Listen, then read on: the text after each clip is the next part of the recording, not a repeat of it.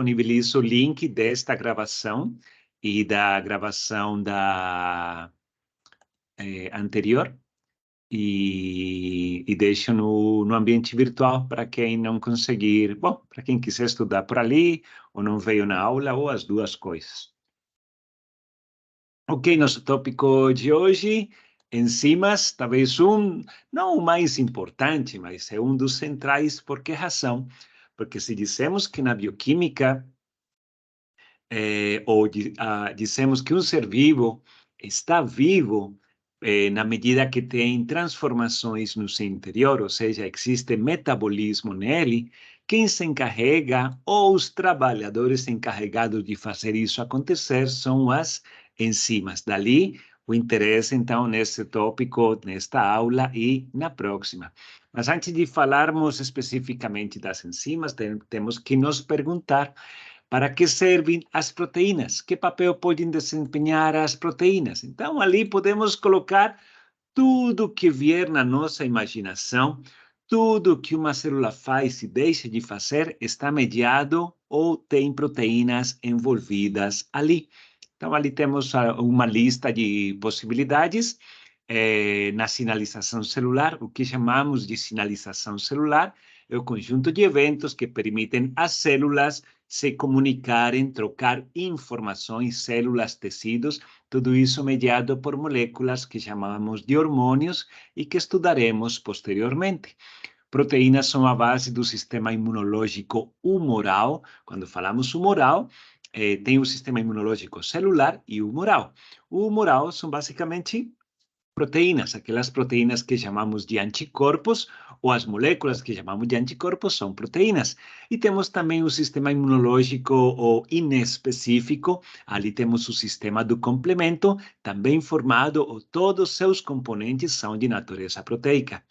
A formação do coágulo sanguíneo, todos os componentes envolvidos na formação do coágulo e ainda o coágulo per se, o coágulo propriamente dito, é formado por proteínas. Só um instante que meu computador aqui está carregando. Só um instante. Senão ficamos sem bateria.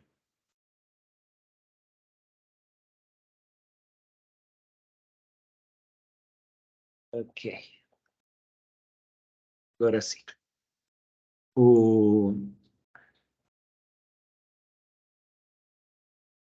Ok. Então, como mencionamos, múltiplas funções, ainda temos as funções estruturais, então temos proteínas formando a estrutura do músculo esquelético, temos proteínas formando o core ou esqueleto central dos ossos. Lembremos, os ossos não são simplesmente uma estrutura feita de minerais, fosfato de cálcio depositado, senão fosfato de cálcio depositado ao redor de uma matriz de natureza proteica. E ainda, como fonte de energia, se não temos nem ideia, qualquer biomolécula pode servir como fonte de energia. Só que, no caso, utilizar proteínas como fonte de energia seria como colocar whisky no carro. É extremamente caro. Talvez funcione, até funcione, mas é extremamente caro. Logo, é a última opção do organismo. Lembremos, primeira opção são carboidratos, depois lipídios, e quando esgotamos essas duas possibilidades, de maneira geral, passamos a utilizar proteínas ou aminoácidos como fonte de energia. E a função em que vamos nos focar hoje é esta última, a função de catálise. O que significa catálise ou o que é um catalisador? Como está aqui descrito, é uma substância que aumenta a velocidade de uma reação química e geralmente emerge intacto no final do processo. Ou seja, ele faz com que a reação aconteça com maior velocidade e ele, no final do processo, pode recomeçar ou se acoplar a outra reação idêntica para continuar a exercer o mesmo efeito. Ele não é consumido durante o processo. Quando falamos aumentar a velocidade, vocês podem imaginar intuitivamente, aumenta o dobro, o triplo, 5 vezes, 10 vezes. Não. A velocidade, o aumento da velocidade está em outras proporções. Estamos falando de dezenas, centenas, milhares, dezenas de milhares de vezes mais rápido do que o evento normal. E dali a grande diferença entre uma reação catalisada e não catalisada. Ok. Sabendo que um catalisador, precisamos também lembrar que existem catalisadores biológicos, que são todos aqueles presentes nos seres vivos, e os catalisadores não biológicos, aqueles que estão fora dos seres vivos e ou que utilizamos também na indústria química, por exemplo, na indústria de síntese, usamos muitos catalisadores biológicos e não biológicos, porém ainda os não biológicos são os que ocupam a maior parte da fatia desses catalisadores. Dentro dos catalisadores biológicos, aprendemos sempre que as enzimas, o que chamamos de enzimas, os catalisadores biológicos são todos chamados de enzimas, são de natureza proteica.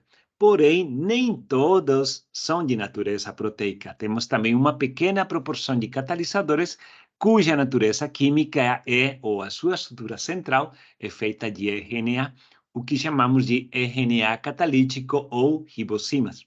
Um exemplo particular é o ribossomo. O ribossomo age como uma ribosima, como um catalisador biológico.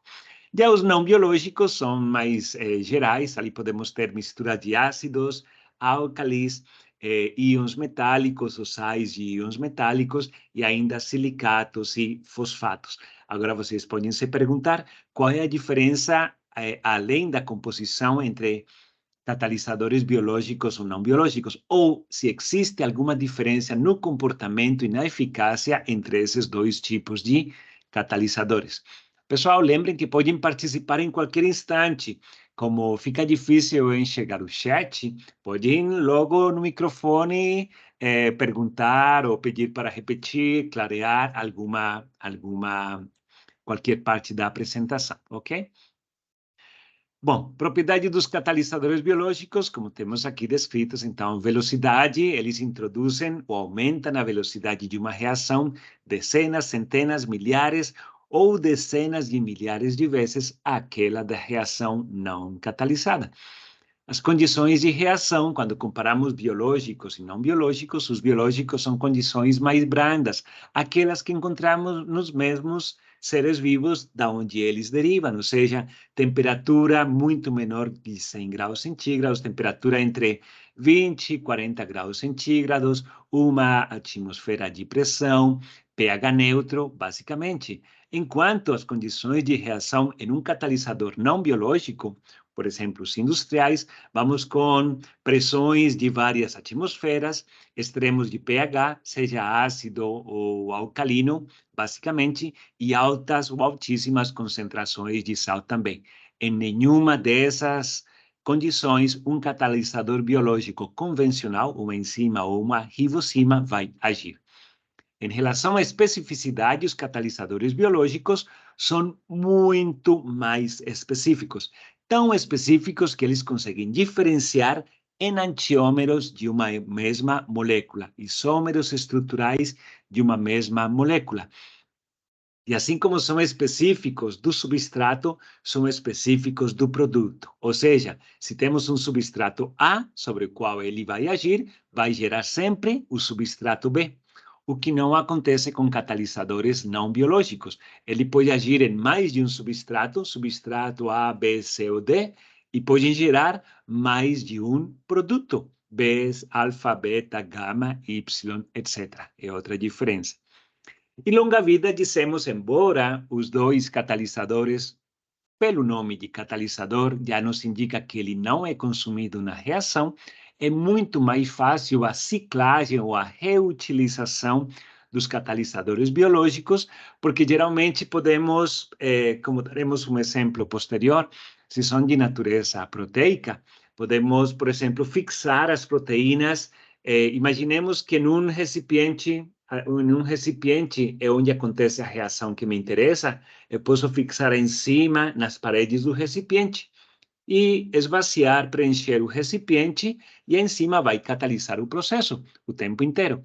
Porém, Catalisadores não biológicos geralmente não são fixados, são muito mais baratos, então eles se diluem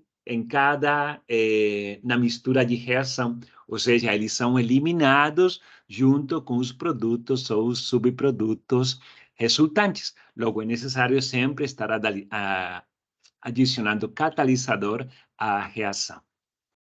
O que, como vocês podem imaginar ou intuir, vai aumentar, então, o número de rejeitos, número, tipo, volume de rejeitos produzidos pela indústria. Alguns exemplos de catalisadores não biológicos, aqui estamos mostrando a falta de especificidade deles, então olha só, temos duas reações diferentes, totalmente diferentes, a nitração do benceno, uma reação de esterificação, e se reparam, como indicado pelas setas, temos o mesmo catalisador, nesse caso é ácido sulfúrico, agindo como mediador ou impulsionador dessa reação. Substratos, ou seja, não há especificidade de substrato, e não há especificidade de produto também não. A diferença das enzimas, onde isso acontece. Outro exemplo catalisadores agindo, né, novamente não enzimáticos, agindo em condições extremas, como extremos de pH ou extremos de temperatura. Então, imaginem aqui, ó, nossa reação acontece a 160 graus centígrados, o mesmo catalisador, e estamos gerando vários possíveis produtos em diferentes, não é um único produto. A partir de um substrato, esperaríamos um único produto com uma enzima, mas aqui temos diferentes produtos, dependendo, então, vamos dizer assim, humor do catalisador. Inespecificidade do substrato, inespecificidade do produto. Isso aumenta o custo energético e aumenta a contaminação também. Mais uma característica, extremos de pH e de condições de reação, se vocês reparam, é novamente ácido sulfúrico, mesmo catalisador das duas reações anteriores, é uma reação diferente, novamente, então não há especificidade, e reparem na temperatura e a pressão onde ela acontece, 300 graus centígrados, 60, 70 atmosferas, 60, 70 vezes a pressão atmosférica normal. Então, estão em condições muito além daquelas onde um catalisador biológico pode agir.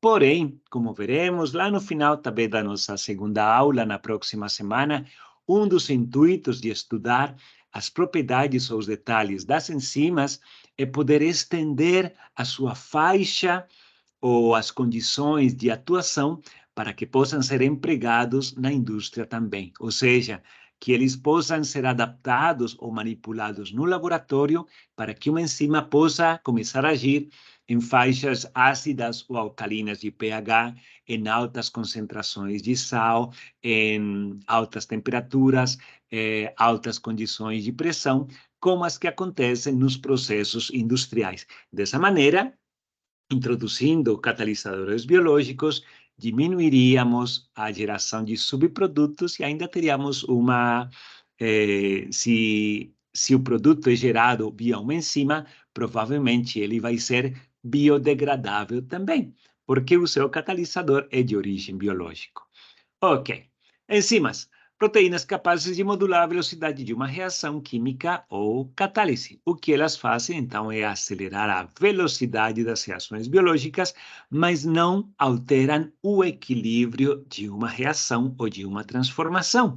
Aí vocês estão se perguntando, o que significa que uma reação atingiu o equilíbrio? Algum de vocês poderia nos dizer o que significa o equilíbrio de uma reação quando uma transformação atinge o equilíbrio?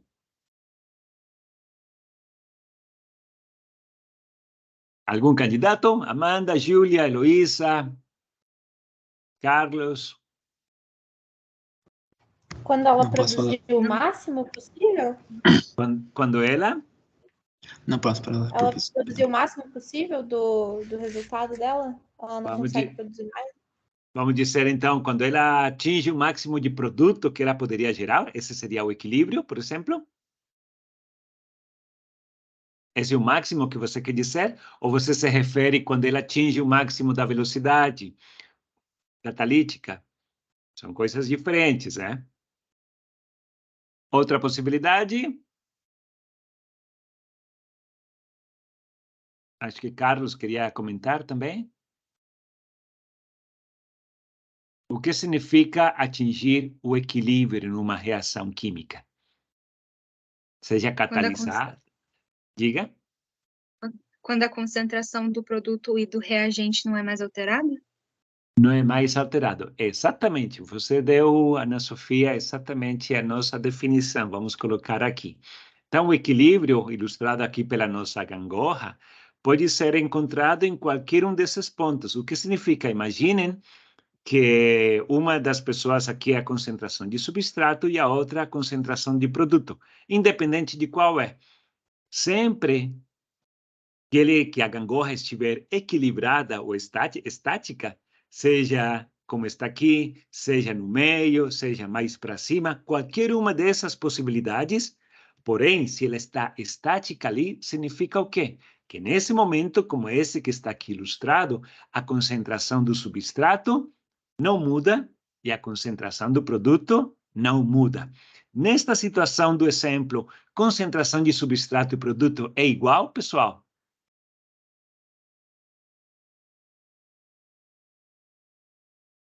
Me digam se sim, me digam se não. O que ilustra este gráfico aqui? Consegui ver o mouse, certo? Que estou utilizando, né? O apontador. Sim, professor. Ok, se estamos no equilíbrio, então, olha só. Concentração de substrato menor que a do produto, porém, ela não muda e esse aqui também não muda. Como a Ana Sofia mencionou, quando uma reação atinge o equilíbrio, é quando uma reação acontece, substrato, vamos colocar aqui substrato em alta concentração, pouco do produto, o substrato vai diminuindo, diminuindo, e a do produto vai aumentando, aumentando, aumentando, até que chegamos no equilíbrio. O que significa isso? Que nem esta concentração, nem esta muda. O que não significa que são iguais. Pode até ser. O equilíbrio pode estar aqui, o equilíbrio pode estar aqui, o equilíbrio pode estar aqui. O único que nos interessa é que não há mudança neta na transformação. Isso não significa que não há transformação. Só que a velocidade de geração do produto é a mesma da velocidade de conversão do produto em substrato. Ou seja, quando a velocidade para a direita da reação atinge a mesma da velocidade da transformação do produto em substrato, a transformação reversa, para a direita ou para a esquerda atingem a mesma velocidade, ali temos, então, teremos atingido o equilíbrio. O que queremos dizer é que a presença da enzima não altera o equilíbrio, somente altera a velocidade com que chegamos no equilíbrio. Então, novamente, olha só, substrato, produto, diminui substrato, diminui produto, e vamos dizer que aqui, nesta relação de substrato e produto, chegamos no equilíbrio. Se isto aqui for uma reação não catalisada, uma reação catalisada, chegaríamos diretamente nesse equilíbrio em uma velocidade muito maior. Todo mundo comigo, pessoal? Nossa, acho que caiu aqui alguma coisa na conexão. Está me Sim, ouvindo? professor. Sim, sim. Ok, beleza. Aqui mudou aqui minha tela. Sim, É que eu acho que alguém ligou a câmera. Desligou agora. Ok, tudo bem. Bom, quem quiser aparecer, pode aparecer. Eu fico grato que eu não fico falando sozinho aqui, mas tudo bem. Então, vamos lá. Esse é o equilíbrio. Então, lembrando, o catalisador não altera o equilíbrio. Aumenta a velocidade com que o atingimos ou reduz o tempo necessário para atingir o equilíbrio. Ok, vamos lá. Mais um pouquinho sobre a atividade da enzima. Então, aqui temos à esquerda uma reação não catalisada. Olha só, um substrato se converte em um produto. Toda transformação, para que ela aconteça, precisa de ultrapassar uma barreira energética, que é ilustrada por essa montanha que temos aqui. Essa barreira energética, então, para a gente, a energia necessária para atingir ou ultrapassar essa barreira energética é o que chamamos de energia de ativação. Quando vamos para uma reação catalisada, reparem, o tamanho da montanha a ser ultrapassada é muito menor.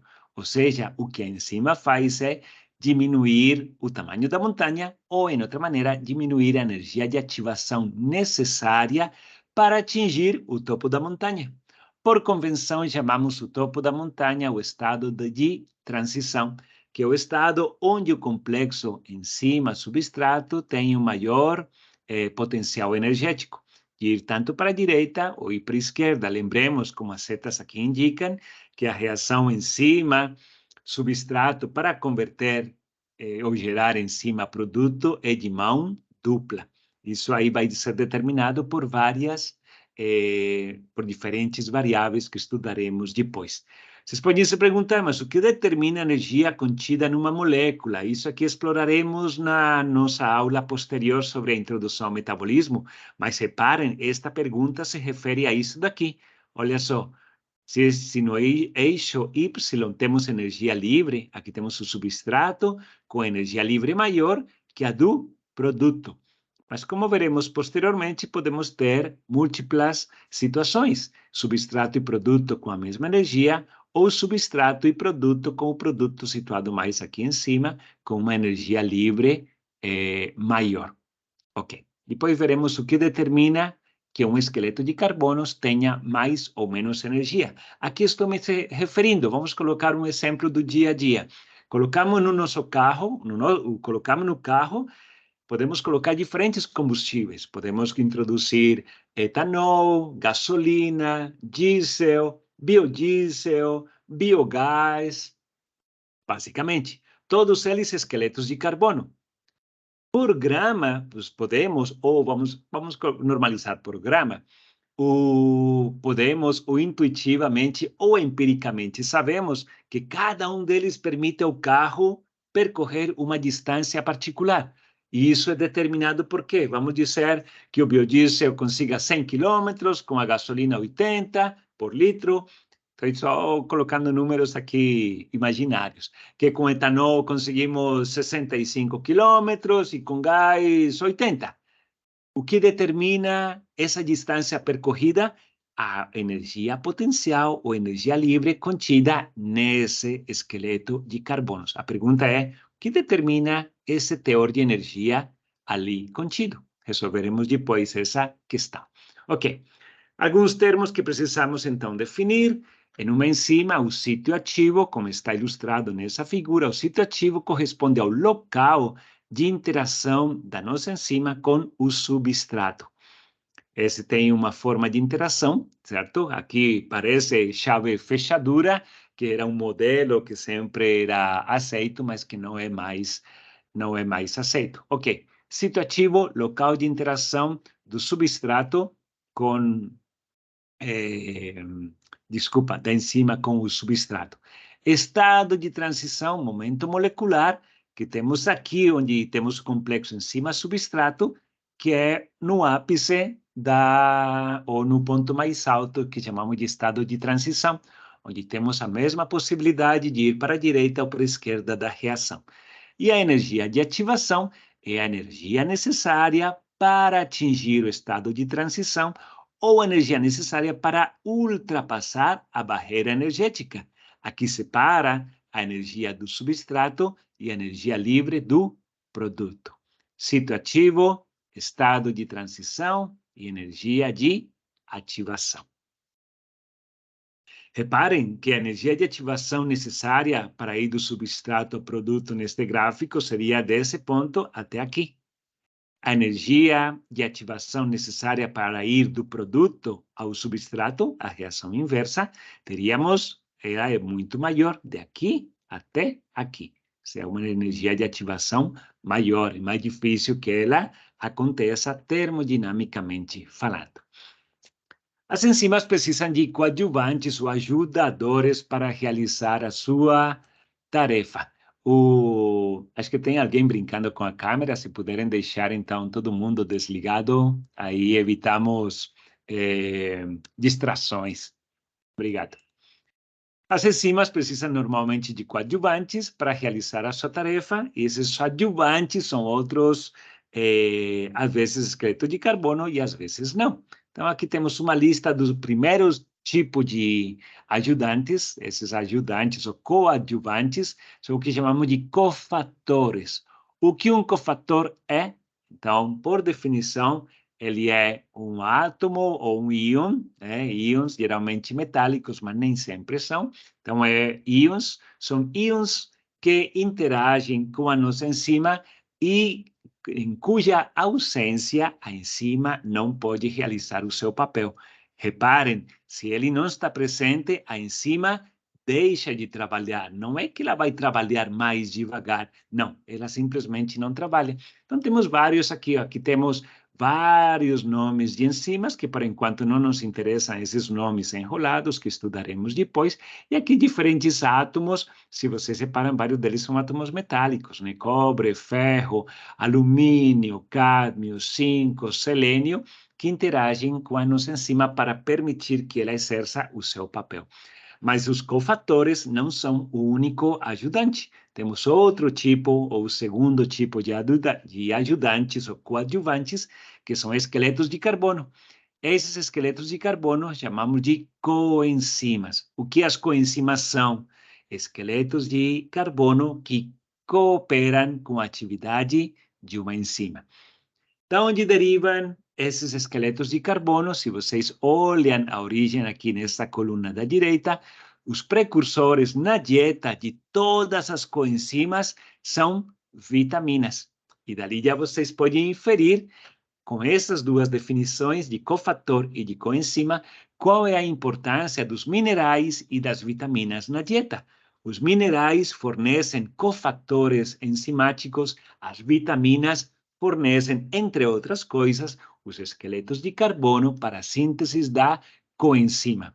Cofatores e coenzimas, junto à cadeia polipeptídica, que chamamos de apoenzima, vão formar a holoenzima ou a enzima ativa. Ok. As enzimas são classificadas de acordo à reação que catalisam. Ô, professor, Uhum. todas Diga. as enzimas têm um cofator ou uma coenzima? Ou nem todas? Ah, todas elas têm ou um ou outro. Geralmente, você vai aqui pensando, talvez como em biologia sempre tem alguma exceção, né? Aham. Algumas têm tanto cofator como coenzima. Mas, Então, por exemplo, assim, tem enzima que atua sozinha, só ela? Ou ela não, precisa de um cofator?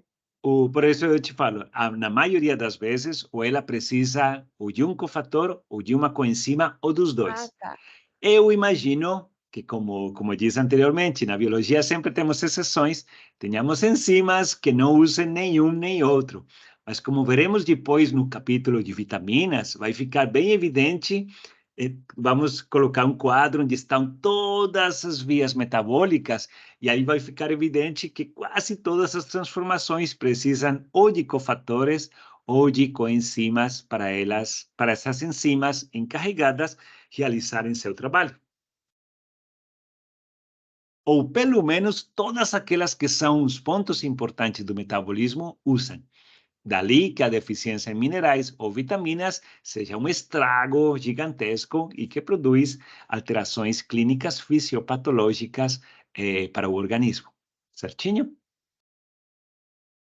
Certo, professor. Ok.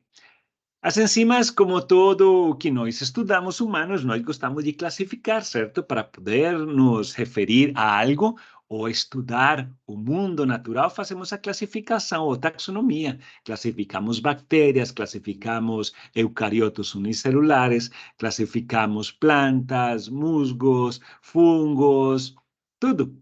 No mesmo esquema ou na mesma dinâmica, fazemos a classificação das enzimas. Então, aqui temos as enzimas são classificadas em 7 grupos.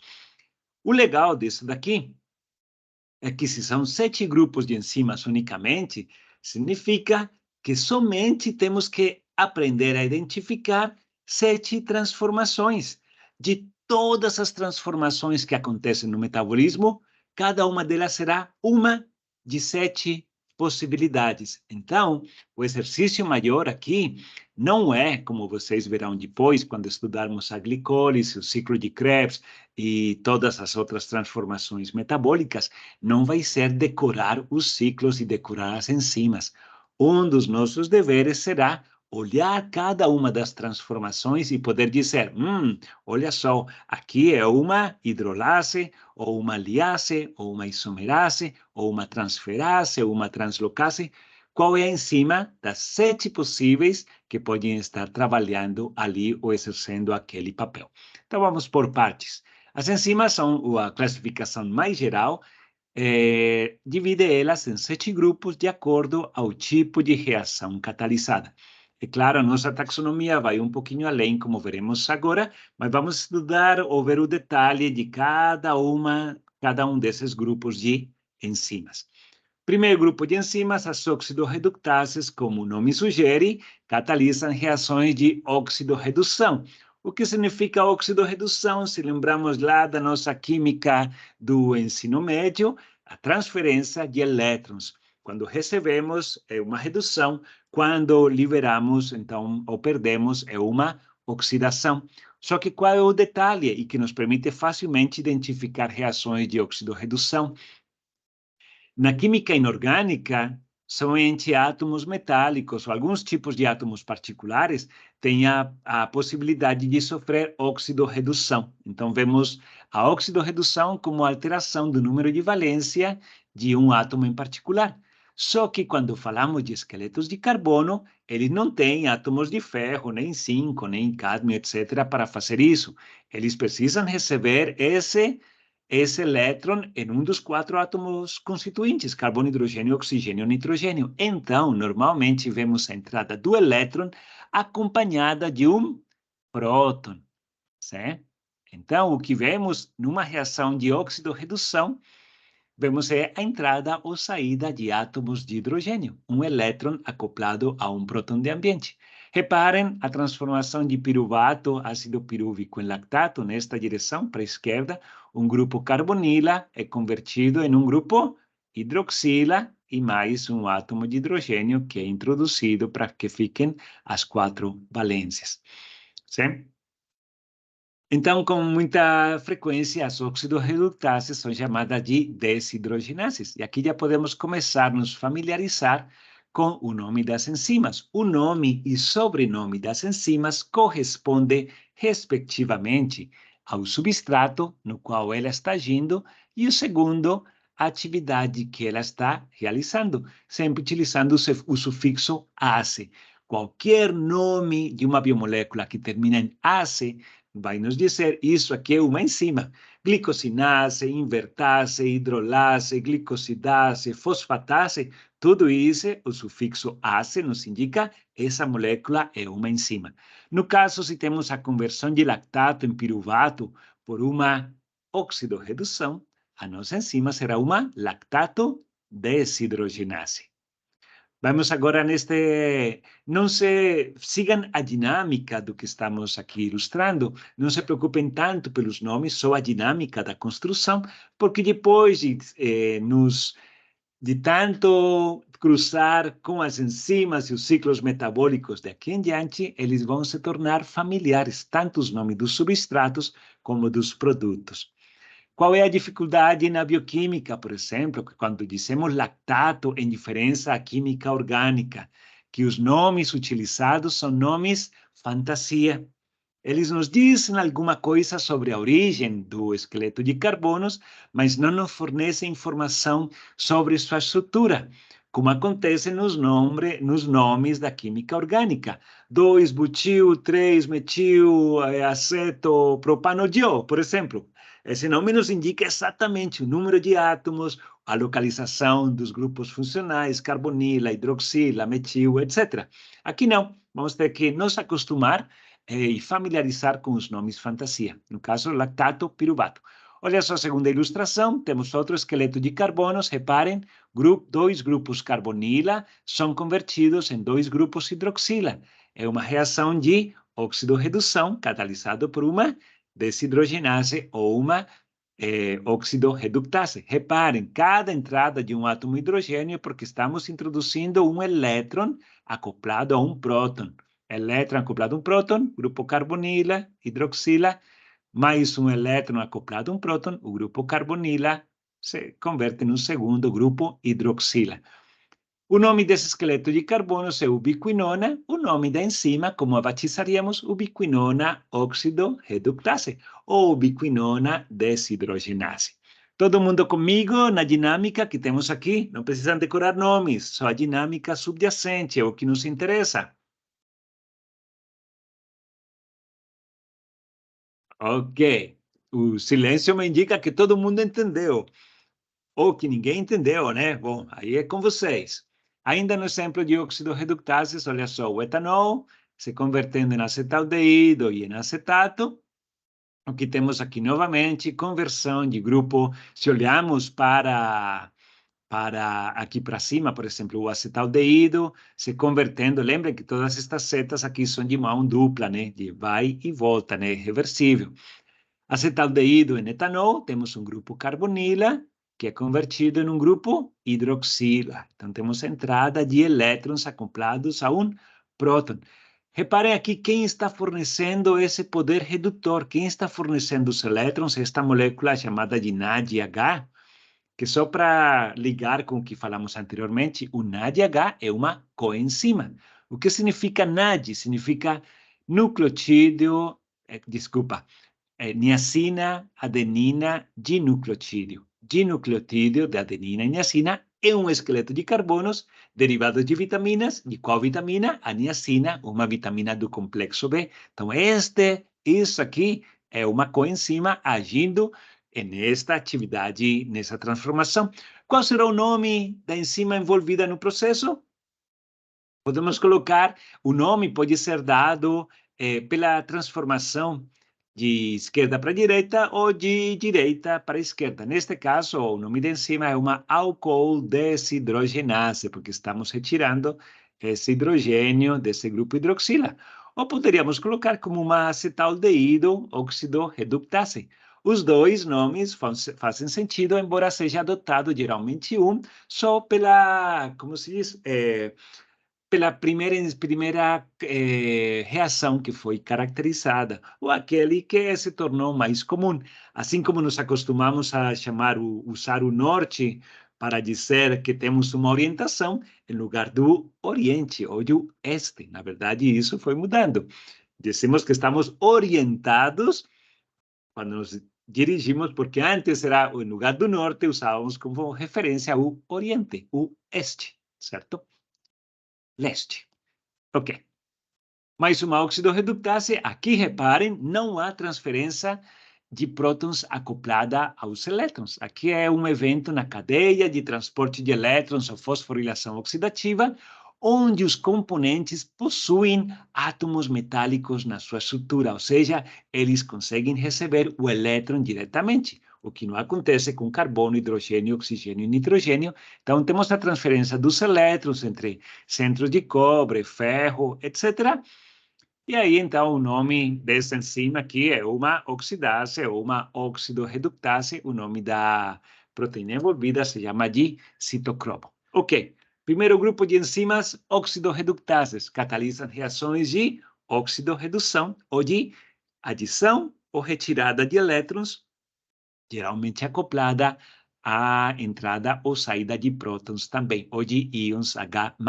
Já mencionamos por que chamamos o íon H+, de próton, certo? Ok.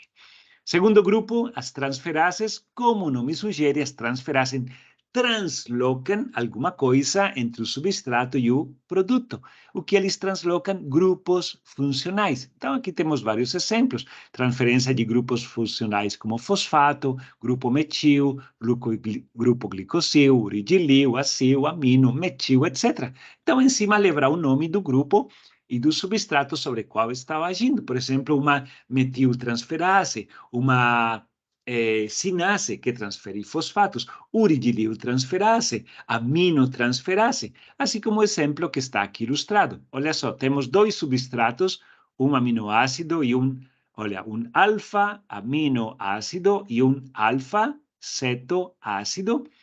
O que está acontecendo aqui, via esta enzima, é a transferência desse grupo amino do aminoácido para o carbono alfa do alfa-cetoácido, convertendo esse aminoácido em um alfa-cetoácido e o alfa-cetoácido original em um aminoácido.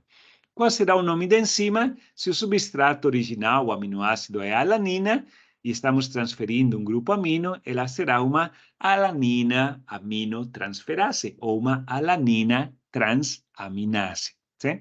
Novamente, se preocupem pela dinâmica subjacente e não pelos nomes dos substratos ou dos produtos, que eu sei, todos eles são novos e não precisamos decorar eles. Eles vão se tornar familiares com o tempo. Ok. Alanina aminotransferase. Neste exemplo, temos uma enzima que está transferindo grupos fosfato. Olha só, temos um grupo hidroxila livre aqui, e nesse grupo hidroxila foi introduzido um grupo fosfato. A enzima aqui se chama de hexocinase. Por que se chama de hexocinase? Porque ela age sobre uma hexose, a glicose é uma hexose, por ter 6 carbonos e ser um carboidrato, hexose, ose, sufixo de monossacarídeo, e uma cinase, porque as transferases que translocam grupos fosfato são denominadas de cinases, uma hexocinase. Transforma glicose em glicose 6-fosfato. Terceiro grupo, então, segundo grupo, as transferases, enzimas que translocam grupos funcionais entre duas moléculas, entre duas moléculas originais. Hidrolases, está aqui fácil de lembrar também, com esse nome, o que uma hidrolase faz é quebra de ligações covalentes, geralmente ligações simples, pela introdução de água. E uma particularidade que nos permite identificar essas hidrolases é que sempre vamos gerar pelo menos 2 produtos a partir de um substrato original. Então, temos aqui, a ligação entre 2 monossacarídeos. Esta ligação é o que chamamos de ligação glicosídica. A introdução de água faz com que entre o oxigênio e um grupo hidroxila aqui, nesses 2 carbonos, respectivamente, rompendo a ligação glicosídica, e dessa maneira temos, então, uma hidrolase. Uma hidrolase que hidroliza ou rompe uma ligação glicosídica recebe o nome de glicosidase. Se essa ligação glicosídica estiver, por exemplo, em uma molécula grande como o amido, essa hidrolase será ao mesmo tempo uma glicosidase, e como essa ligação glicosídica está no amido, será uma amilase. Só de curiosidade, todos os polímeros de biomoléculas, se falamos de proteínas, as proteínas são aminoácidos unidos por ligações peptídicas. Um polissacarídeo são monossacarídeos unidos por ligações glicosídicas.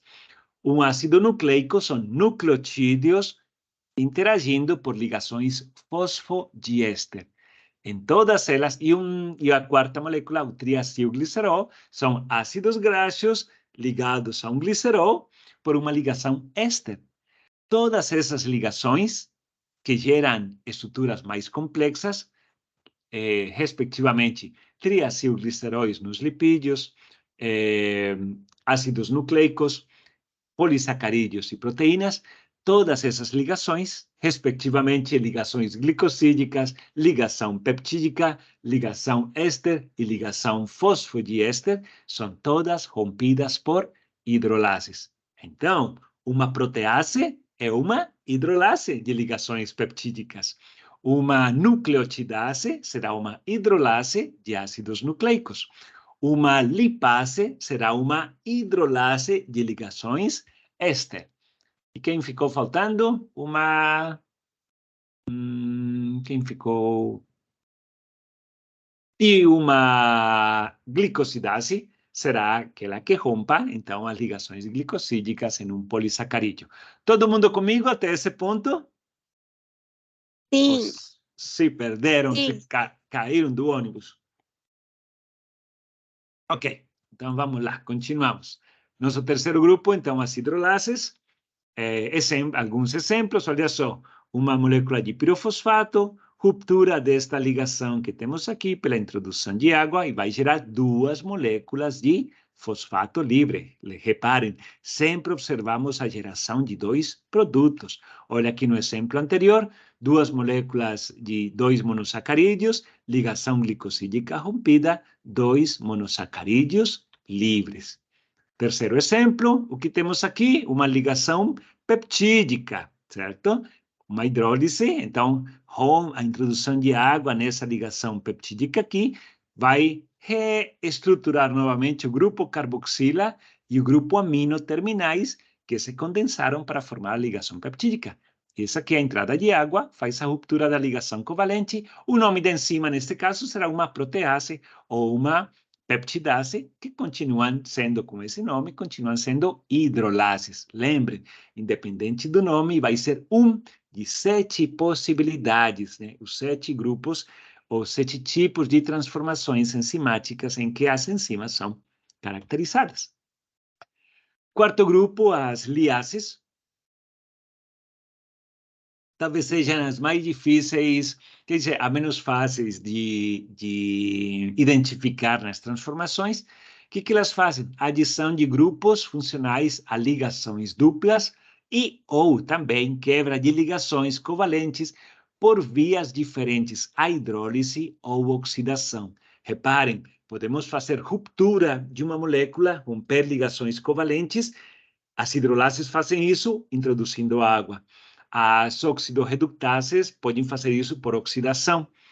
As liases podem fazer isso, porém, não há reação de hidrólise, não há introdução de água e não há oxidação também. Quando nenhuma dessas duas coisas acontece, provavelmente é uma liase que está fazendo o papel. Por exemplo, aqui temos a ruptura desta ligação covalente, liberação do grupo amino como amônia, e aqui temos, então, a formação de uma ligação dupla. Isso é bem particular de uma liase.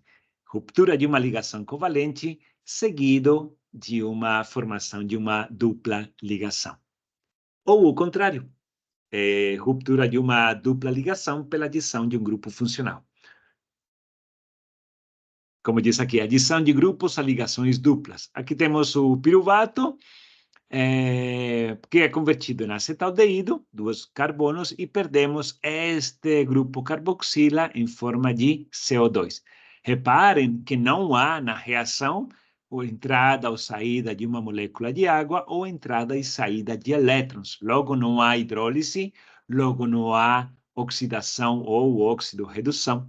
Nesse caso, o nome da enzima, aqui será uma liase, poderíamos dizer uma piruvato-liase, mas sendo mais específico, descrevendo o que aconteceu, uma piruvato decarboxilase, a enzima que retira o grupo carboxila do nosso substrato original. Mais um exemplo de liase, temos aqui um ácido graxo com esse nome enrolado, que não nos interessa. Reparem aqui, entrada ou saída de água, e rompemos essa ligação dupla. E vocês poderiam dizer, professor, isso aqui é uma hidrolase. Reparem que para ser hidrolase, sim, rompemos ligação covalente pela entrada de água. Porém, sempre geramos 2 produtos. Aqui temos um único produto, o que desfizemos, o que foi desfeito foi a ligação dupla. Então, neste caso, é uma hidratase. A hidratase não é uma hidrolase, é um tipo de liase. Rompemos uma ligação dupla e mantemos uma única estrutura, ou seja, um único substrato, um único produto no final. E mais um exemplo de uma liase, nesse caso, no metabolismo da glicose, aqui uma frutose 1,6-bifosfato, dando nome só para começar a nos familiarizar. Ela é rompida, esqueleto de carbono é rompido pela metade, nestas 2 moléculas. Reparem, na transformação não há ou não está sendo introduzida ou retirada água, não está tendo entrada ou saída de elétrons, logo, essa ruptura dessa ligação covalente não aconteceu nem por hidrólise, nem por oxidação, logo a encarregada de fazer isso deve ser uma liase. Essa liase que age sobre esta molécula, que é uma aldose, ou seja, um monossacarídeo OC com um grupo aldeído, aldose, se chama de aldolase. Então, tudo vai seguindo a mesma dinâmica. Por isso que não precisamos de decorar os nomes das enzimas. Simplesmente olhando o substrato, o nome do substrato e a transformação que ela está catalisando, podemos facilmente batizar a mesma. E vamos ter mais de uma opção, porque temos vários nomes para designar a mesma atividade enzimática. Acho que o quinto grupo agora, isomerases. Fácil, é fácil como os outros. Uma isomerase será uma enzima que converte um substrato em um produto, e esse produto é um isômero. Alguém define para nós o que um isômero é?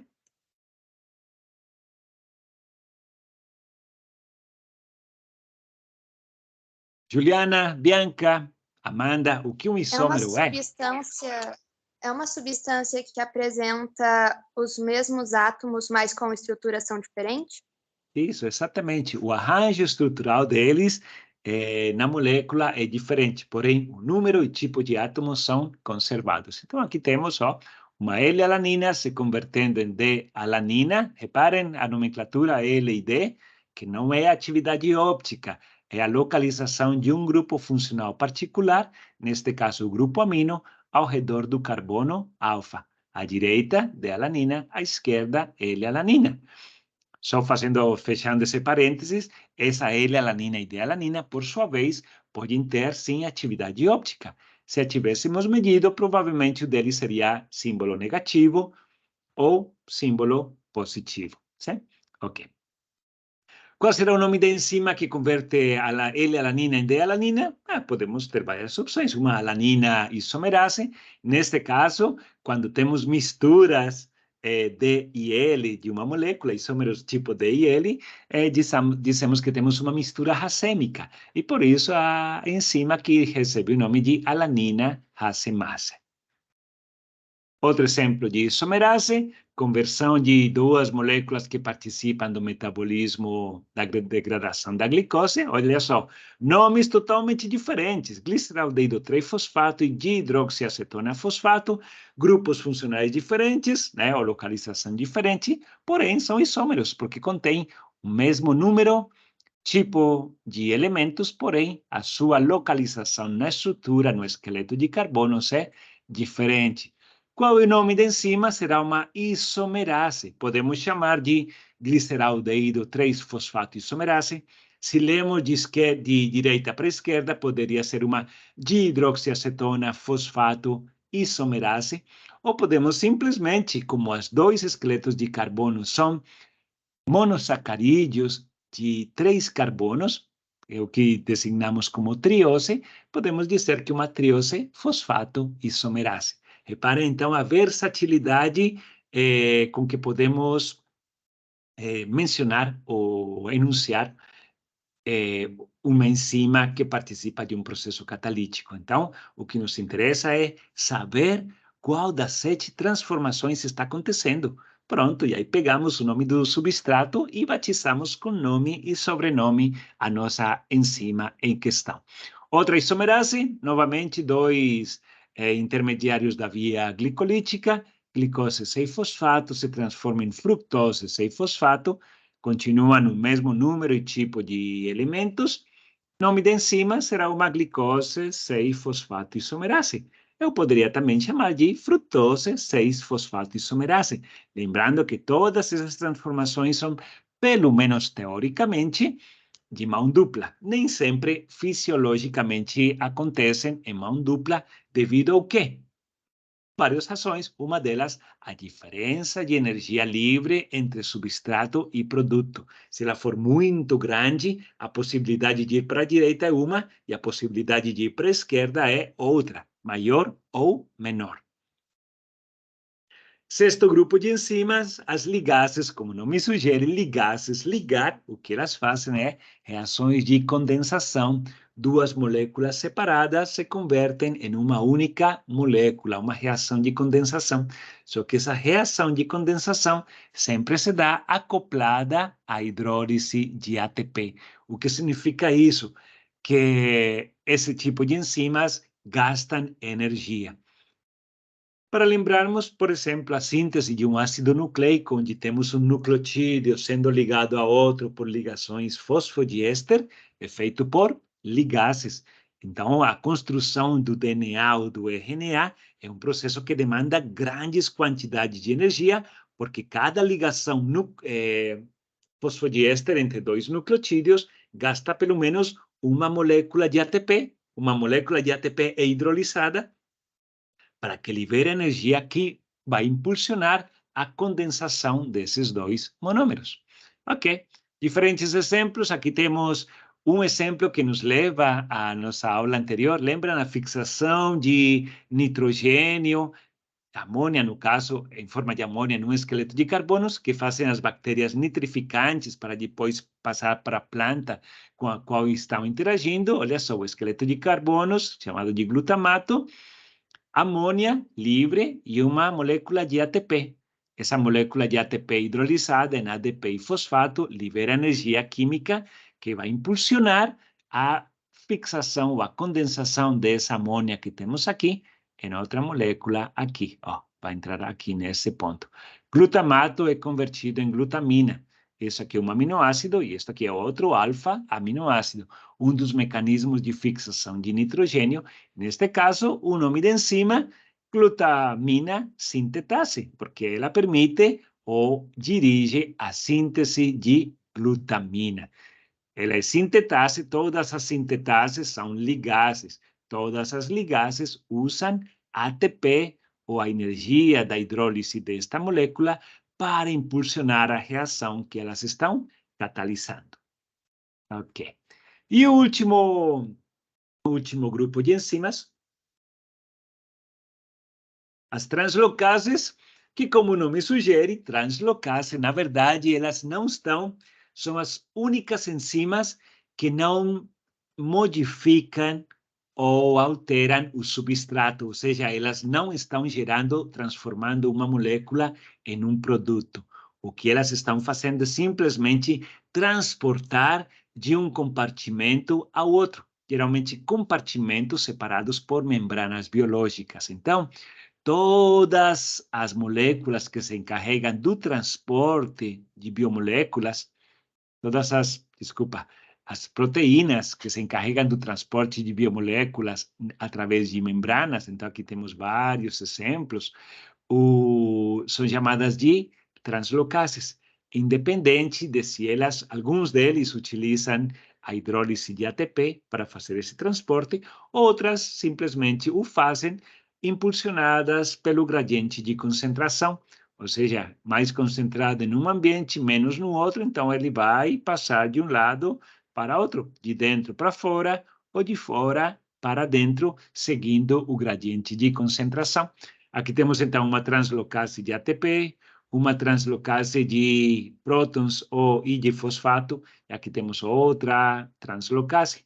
As bombas de íons, por exemplo, de sódio e potássio, são translocases, embora sejam também hidrolases de ATP, porque elas impulsionam o transporte. Porém, essa hidrólise do ATP, que nos poderia classificar esse transportador como uma hidrolase, não é a reação principal ou o motivo principal de ação.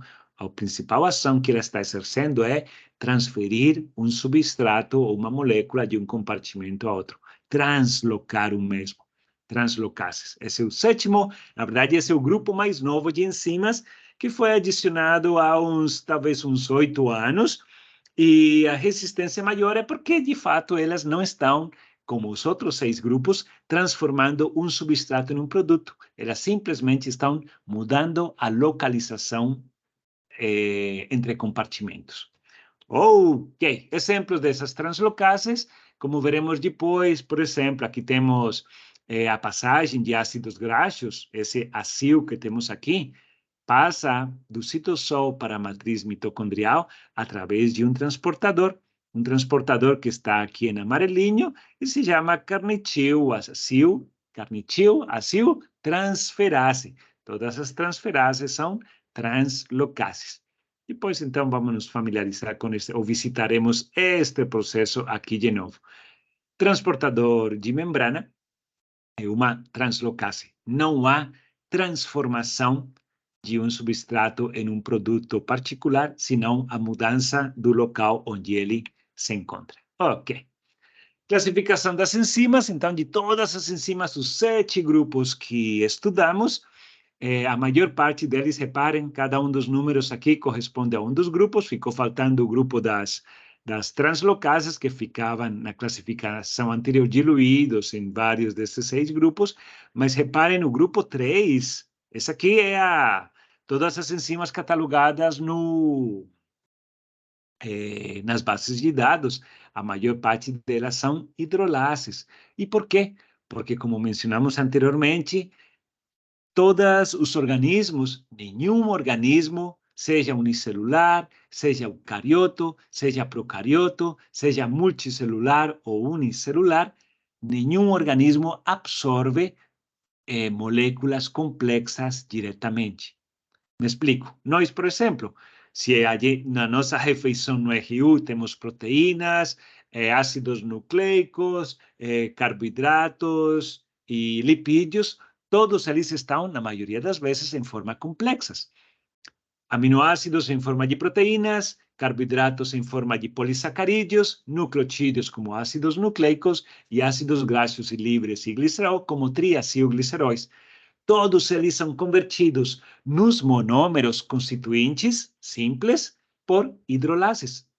Nucleotidases degradam ácidos nucleicos, proteases as proteínas, lipases os lipídios e glicosidases os polissacarídeos, convertendo cada uma dessas moléculas complexas nas moléculas mais simples ou monômeros constituintes, que permitem a sua absorção.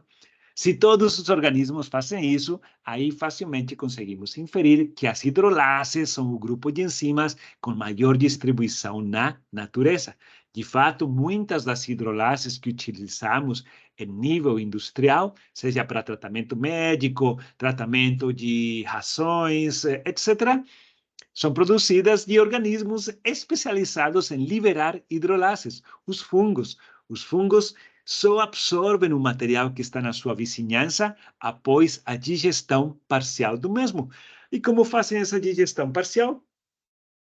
Através da secreção de hidrolases. Glicosidases, peptidases, proteases, lipases, glicosidases e assim por diante. Ok. Essa classificação de enzimática segue também uma ordem, já que temos dezenas de milhares de enzimas caracterizadas, mesmo que todas elas estejam em um dos 7 grupos que mencionamos anteriormente. Então, vocês vão encontrar na literatura, nos livros que vocês estudam, quando mencionamos uma enzima, para especificamente nos referirmos a uma em particular, geralmente o nome da enzima está seguido desse número que temos aqui. O código, o número enzimático, o EC, seguido desses 4 numerinhos aqui. O que significam esses 4 números? É isso que nos determina a classificação taxonômica. O primeiro número vai de 1 a 7, que nos indica o tipo de reação que ela está realizando. O segundo número, o grupo funcional sobre o qual ele está agindo. O terceiro número, a coenzima ou cofator envolvido. E o quarto número será o número que ela recebe dependendo de enzimas semelhantes que já estão na base de dados. Então, me explico. Esse número 1 aqui corresponde ao número das oxidorreductases. Esta aqui é uma lactato desidrogenase, pertence à primeira família ou primeiro grupo de enzimas. O grupo funcional alvo é um grupo hidroxila. Cada grupo funcional recebe um número aqui, o grupo hidroxila recebe o número 1. Número 1 aqui é a coenzima, o terceiro número, e essa coenzima é o NAD, aquela mesma que mencionamos anteriormente, que é derivado da vitamina niacina do complexo, vitaminas do complexo B. E o 37 significa que já na base de dados existem 36 enzimas semelhantes que fazem o mesmo, papel semelhante. a mesma transformação, só que podem ser de diferentes fontes. Imagine uma lactato desidrogenase no fígado, uma lactato desidrogenase de cérebro de dragão de Komodo, uma lactato desidrogenase de músculo de cavalo, e assim por diante. Ok. Se, para termos uma ideia da quantidade do peso que tem as enzimas na estrutura de um ser vivo, colocamos como exemplo o ser humano. Temos ao redor de 20.000 genes, na verdade, acho que já vamos em 24.000 genes caracterizados. Desses 24.000, pelo menos 3.000 genes correspondem a enzimas. Um número extremamente grande, só para materializar as enzimas ou manter que dão conta do metabolismo que esse organismo faz. Ok. Perguntas até esse ponto, pessoal? Até aqui? Alguma dúvida? Está tudo tranquilo? Antes de seguirmos adiante? Tranquilo, prof. Ok. Vamos então passar agora para algo, o que chamamos de dinâmica enzimática, ou seja, como... Isso, meu, ok. Como a enzima interage com o substrato e depois o que chamaremos de cinética enzimática, a dinâmica da interação com ele e da geração do produto. Então, o modelo de interação enzima-substrato, aprendemos lá no ensino médio que a interação enzima-substrato, como está aqui descrito, será uma interação chave e fechadura. O que significa isso? Que o sítio ativo, ou o sítio catalítico, o local de interação com o substrato é totalmente complementar ao substrato. Isso era aceito até os anos 80, mas não é mais aceito na atualidade. O modelo chave-fechadura não descreve a forma de interação entre a enzima e o substrato. Por quê? Porque se repararmos aqui na energia livre, olha só, se temos a formação de um complexo totalmente, enzima-substrato, totalmente complementar, esse complexo vai ser tão estável, mas tão estável, que vai ser muito mais difícil atingir o estado de transição. Ou seja, vamos precisar de maior quantidade de energia de ativação para chegar neste ponto. Por isso, então, que não é mais aceito esse modelo de interação chave e fechadura. Dizemos, então, agora, ou mais aceito, é que o modelo de interação de enzima-substrato é por ajuste induzido. Ou seja, o substrato interage no sítio catalítico, eles não são complementares, e o que é de fato complementar, ou quase complementar, será o estado de transição, quando estamos aqui em cima. E aí sim, depois de atingir o estado de transição, vamos ter o produto sendo liberado e a enzima livre, pronta para fazer outro ciclo de transformação. Então, não é mais a interação chave-fechadura, senão ajuste induzido. A interação do substrato com a enzima modula a estrutura tridimensional do sítio catalítico, permitindo, então, que a reação ou a catálise aconteça. Ok. Mecanismos de catálise. Como é que uma enzima aumenta a velocidade de transformação ou modula a transformação, direciona a transformação de um substrato em produto? Então, temos várias possibilidades, várias formas de dessa enzima agir. A primeira é que a enzima, interagindo com o substrato ou os substratos, já que tem enzimas que agem sobre um ou mais substratos, a primeira coisa é que ela interagindo coloca em proximidade substratos que, na ausência da enzima, teriam mais dificuldade no ambiente, estando livres de interagir. Vamos colocar uma analogia, a analogia do forró, que todos vocês conseguem experimentar no dia a dia. Se você vai sozinho para o forró, a possibilidade de interagir com um possível substrato, certo? Seja um menino ou uma menina ali no forró, vai ser menor do que se você for acompanhado de uma enzima. Uma enzima seria quem?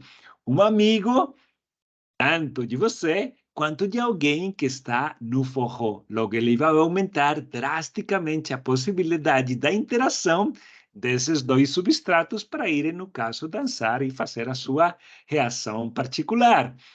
Todo mundo ali nessa analogia ou alguém perdeu o baile ali?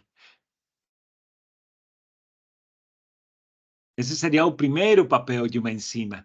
Interagindo com substratos, ele aumenta a possibilidade, drasticamente, deles dois interagirem do que se estivessem livres em um ambiente na ausência da enzima.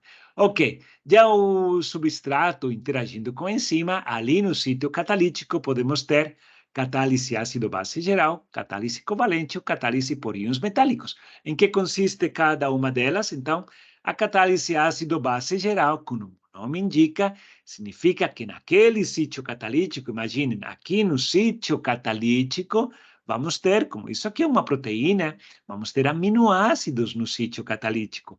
E em alguns aminoácidos, como os que estão aqui descritos, vamos ter cadeias laterais que podem sofrer oxidorredução ou que podem sofrer protonação e desprotonação. É isso que chamamos de catálise ácido-base, ou seja, eles vão geralmente modular reações de oxidorredução entre a enzima e o substrato, permitindo então a ação. Esse é um dos mecanismos. Na catálise covalente, como o nome sugere, novamente, temos uma ligação transitória covalente, uma ligação fraca, porém é covalente, entre o sítio catalítico e o substrato. Como acontece isso? Acontece porque, novamente, tudo é feito pelas cadeias laterais que os aminoácidos contidos no sítio ativo possuem. Então, podemos ter nas cadeias laterais grupos funcionais que são eletrófilos ou nucleófilos, ou seja, estão gostando, têm afinidade por elétrons, querem roubar elétrons da vizinhança ou querem roubar prótons da sua vizinhança também. Então, a presença desses eletrófilos ou nucleófilos fazem, por exemplo, que se eu tenho um substrato hipotético AB, olha só, unidos por uma ligação covalente, temporariamente, esse X corresponde à cadeia lateral de um aminoácido no sítio ativo. Vamos ter a ruptura, a ligação de um deles a esse aminoácido, e a reação depois vai continuar, e vamos ter, então, a liberação dos dois produtos, cada um dos dois componentes livres, A mais B. E retornamos esse aminoácido, volta à sua forma original, lá no sítio catalítico, certo? Isso aqui está ilustrando um resíduo de aminoácido na nossa enzima. Lembrem que a enzima não é modificada ou volta a estar, ela pode ser modificada, mas ela volta ao seu estado natural no final da transformação, após ter sido liberado o produto. Ok. Que exemplo de nucleófilos, eletrófilos. E temos também a catálise por íons metálicos. Nesse caso, quando temos no sítio catalítico, aqui temos ilustrado um sítio catalítico, olha só. Sítio catalítico, aminoácidos na cadeia lateral, todos eles histidina naquele sítio catalítico, e todos eles estão interagindo com átomos de zinco. Então, eles podem agir de duas maneiras. Esse átomo metálico, catálise por íons metálicos, por isso o nome, ele pode agir como um óxido redutor, reações de oxidorredução, ou simplesmente formar pontes, já que ele tem carga, seja positiva ou negativa, fazer pontes salinas com o substrato que está na vizinhança, aumentando a possibilidade, então, de interagir com a nossa enzima e de sofrer uma transformação. Resumindo, uma enzima, então, pode exercer seu papel no sítio catalítico, seja por catálise ácido-base, catálise covalente ou catálise por íons metálicos. Isso aí vai depender da natureza dos aminoácidos ou das cadeias laterais dos aminoácidos contidos no sítio catalítico, que é o local de interação da enzima com o substrato ou os substratos. Ok. Agora sim, cinética enzimática. O que falamos, o que definimos por cinética enzimática, como o nome sugere, cinética da palavra kinéticos, que significa movimento, movimentação. Então, a cinética enzimática é a área da enzimologia que descreve a dinâmica de interação enzima com o substrato. O que nos interessa, por exemplo, até esse ponto, é que a dinâmica geral de uma transformação catalisada, que temos enzima livre, substrato livre, vai formar o complexo enzima-substrato. E esse complexo enzima-substrato, a seguir, gerará a enzima livre e o produto livre.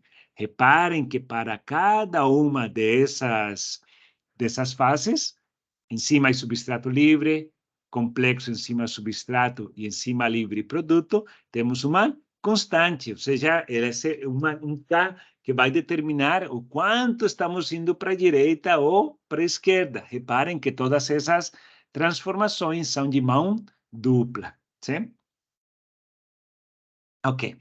O que esse gráfico nos indica, olha só, aqui temos concentração de produto, tempo, ou seja, quantidade de produto gerado ao longo do tempo ou por unidade de tempo, se temos diferentes concentrações de substrato ou concentrações crescentes, o que vai acontecendo, vamos gerar mais produtos. Se eu paro aqui, por exemplo, e traço uma linha aqui para cima, ao mesmo tempo, vamos ter uma quantidade de produto aqui, uma maior e outra maior. Isso significa que, por unidade de tempo, enquanto maior a concentração de substrato presente, maior a quantidade de produto gerada por unidade de tempo. Significa que, enquanto aumentamos o substrato, aumentamos a velocidade da transformação.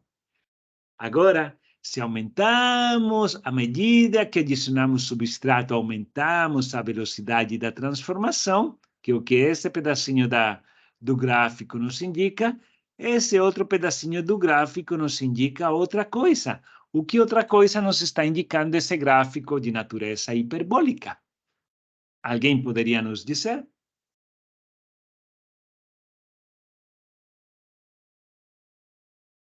Que em Diga, algum Júlia. momento a quantidade de substrato vai ser superior às enzimas, então vai meio que estacionar o tempo de produção? Estacionar o tempo de produção. Aqui, na verdade, estamos dizendo a velocidade. O que estaciona aqui é a velocidade. Se eu estaciono a velocidade, significa que eu deixo de produzir. Imagina que você vai no carro, certo? Você acendeu o carro e começa a acelerar. Você vai 0, 5, 10 km por hora, 15, 20, 40, 60, e vamos dizer que atinja um máximo de 80. Seu carro não vai mais rápido do que isso. Isso significa que seu carro não está mais andando, não está mais funcionando? Atingir uma velocidade de cruzeiro? Não, né? Entendi. Não, né? Ou seja, você atinge a velocidade máxima. Isso que esse gráfico nos indica. Pequenos aumentos da concentração de substrato, olha só, drásticos aumentos na velocidade. Porém, chega um ponto em que essa velocidade diminui a sua inclinação, ou seja, a aceleração, até que se torna, se estendemos isso aqui mais para cá, vamos chegar na velocidade máxima. O que significa que atingimos a velocidade máxima? Aqui estamos trabalhando com uma quantidade de enzima finita, ou seja, fixa, certo? Imagine que aqui, isso aqui são um número de enzimas, 1, 2, 3, 4, 5 enzimas. E vou adicionando substrato, 1, 2, 3, 4, 5 moléculas. O que significa esta parte do gráfico? O que significa que atingimos a velocidade máxima? Significa que todas as enzimas presentes na nossa transformação, todas elas têm seu sítio catalítico ocupado pelo substrato. Então, se todas elas têm seu sítio catalítico ocupado, se eu adiciono mais substrato, não vou ter enzima que capte ele até que ela libere o produto e aí vai captar outro. Mas não vamos mudar de velocidade. O máximo serão 5 enzimas todas saturadas pelo substrato. Ou vamos colocar outra analogia. O grupo de vocês vai para o McDonald's ou vai para a hamburgueria, certo? Vamos dizer que sejam 10 sentados na mesa. Se todos vocês são hamburgueses, ou seja, enzimas que degradam hambúrguer, Todo mundo comigo? No exemplo? Vocês são hamburgueses. Eu jogo um hambúrguer, vocês são 10 moléculas de enzima. Jogo um hambúrguer na mesa, sendo todos vocês hamburgueses, essa hambúrguer vai sumir. Se eu jogo 1, 2, vai sumir também. Vai aumentando a velocidade de consumo de hambúrguer por unidade de tempo. Se jogo 3 hambúrgueres, de novo, 4, 5, 6, vou continuar observando isso, que seria esta parte do gráfico. Mas no momento que eu jogar 10 hambúrgueres ao mesmo tempo, todas as 10 enzimas hamburguesas que estão ali vão ter um substrato, um hambúrguer, na boca de cada um, no sítio catalítico. Ok? Se eu jogar 11, 12 ou 13, nunca passarei de 10 hambúrgueres sendo consumidos por unidade de tempo, porque já todos os sítios catalíticos estão ocupados. Certo? Essa talvez seja a analogia mais fácil de lembrarmos. A Dufour, para lembrar da atividade ou que uma enzima faz para facilitar a interação entre dois substratos para gerar um produto, aumentando a possibilidade de encontro, e das hamburguesas no McDonald's para ilustrar a saturação da enzima pelo substrato e assim, quando ela está saturada, atinge a sua velocidade máxima. Ok. Este gráfico é uma hipérbole. Se lembrarmos do nosso ensino médio, todo gráfico na matemática pode ser ilustrado por uma equação. Temos a equação da reta, a equação da curva, a equação da hipérbole, etc. Essa aqui é a equação de uma hipérbole que está descrito como este valor aqui. Y igual a AX sobre B mais X. Da nossa aritmética, o que significa cada um deles? Como podemos este gráfico de atividade enzimática, que é experimental, ser transformado nisso daqui? Olha só, y corresponde ao valor no nosso ensaio no eixo y, que é o valor da velocidade. Y, velocidade. A, aqui corresponde ao valor no eixo y, quando a concentração quando o valor de x é máximo. Quando o valor de x é máximo, é o infinito, quer dizer, atingimos o valor máximo no eixo y. Então, A será V máximo. X, valor no eixo x, que será a concentração de substrato. Novamente, no denominador, B mais x, x será a concentração de substrato. E o que significa o valor de B? O valor de V corresponde a um valor de x, isso aqui por convenção, certo? Da nossa aritmética do segundo grau lá, porque corresponde B é o valor de x quando y é a metade do valor máximo. Ou seja, concentração de substrato, onde atingimos a metade da velocidade máxima.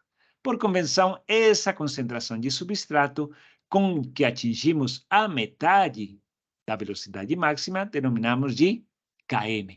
Então, dessa maneira, esse comportamento de uma enzima em forma de hipérbole, que é o que chamamos de comportamento micaeliano, porque foi Michaelis e Menten que descreveram esse comportamento na enzima que eles estudaram, e esse comportamento é descrito matematicamente por essa equação, a equação de Michaelis e Menten. Era um casal no sentido um homem e uma mulher, né, que fizeram isso. Não lembro se eles tinham... Bom, se era marido e mulher, acho que não. Tudo bem, depois veremos isso. Equação de Michaelis e Menten, e aí então é simplesmente uma translocação dos valores do nosso gráfico para a equação da hipérbole. De curiosidade, a transformação, a enzima que Michaelis e Menten estavam estudando era a invertase, que está aqui descrita no gráfico de baixo. A invertase ou sacarase se encarrega de hidrolisar ou romper esta ligação glicosídica da sacarase, liberando glicose e frutose. Logo, a sacarase é, por definição, que tipo de enzima, pessoal? É uma oxidorreductase, uma hidrolase, uma transferase, uma translocase? Ela é uma hidrolase, olha só, usa a introdução de água para romper uma ligação covalente, nesse caso, uma ligação glicosídica. Todas as enzimas que apresentam este comportamento em concentração crescente do substrato, nem todas o apresentam, mas uma boa parte delas o tem, são chamadas de enzimas micaelianas, porque cumprem ou seguem a equação de Michaelis de Menten, ou a sua atividade pode ser descrita como hiperbólica via a equação de Michaelis e Menten. Todo mundo comigo até esse ponto? Sim. Aí é matemática, né? Não escreva nada, isso aqui vai ficar lá disponível para vocês na aula, então é só, o único que fizemos foi pegar a equação da hipérbole, que é essa que temos aqui, e colocar, sabendo qual é o valor o que significa cada um dos seus componentes, o valor do y, x, etc., colocamos os valores da nosso gráfico original experimental. Ok. Nessa mesma equação, olha, nesta equação que temos aqui do Michaelis e Menten, se imaginarmos que a velocidade é igual à velocidade máxima dividida em 2, se a velocidade é a metade da velocidade máxima, fazendo de conta isso, na equação de Michaelis e Menten, se a resolvemos, substituímos isto aqui, eu não tenho o slide com todos os miúdos, mas se fizermos essa substituição, vamos chegar nisso daqui. A concentração de substrato é igual a km. Ou seja, em miúdos, ou em português, o que significa o km? Km será igual à concentração de substrato, onde ou quando a velocidade se torna a metade da velocidade máxima, que é isso que temos no nosso gráfico. E aí já fica cada uma das variáveis descritas em português ou de forma mais simples. Se dissemos que o km de uma enzima é 0,5 milimolar, significa que essa enzima, quando está em uma concentração de substrato 0,5 milimolar, vai atingir a metade da velocidade máxima. Ou seja, o valor de km vai nos determinar a afinidade que a enzima tem pelo substrato. Me explico? Se uma enzima atinge a metade da velocidade máxima com uma concentração muito grande de substrato, imaginem que o km está aqui, muito grande, significa que ela tem pouca afinidade. Porém, se ela atinge a metade da velocidade máxima com pouca concentração de substrato, significa, ou seja, com um km baixo, significa que a sua afinidade é muito grande, certo? E se é grande, significa que seu km é pequeno. Enquanto menor o km, maior a afinidade pelo substrato. Ou seja, o km velocidade enzimática, são características ou propriedades intrínsecas da enzima que nos permitem caracterizar as mesmas no laboratório. Ok. Temos outras coisinhas, mas eu vou deixar para lidar com isto ou voltarmos nesse assunto na nossa próxima aula. Vamos deixar por aqui. Se alguém tiver alguma pergunta ou dúvida do assunto, é agora para fazê-las.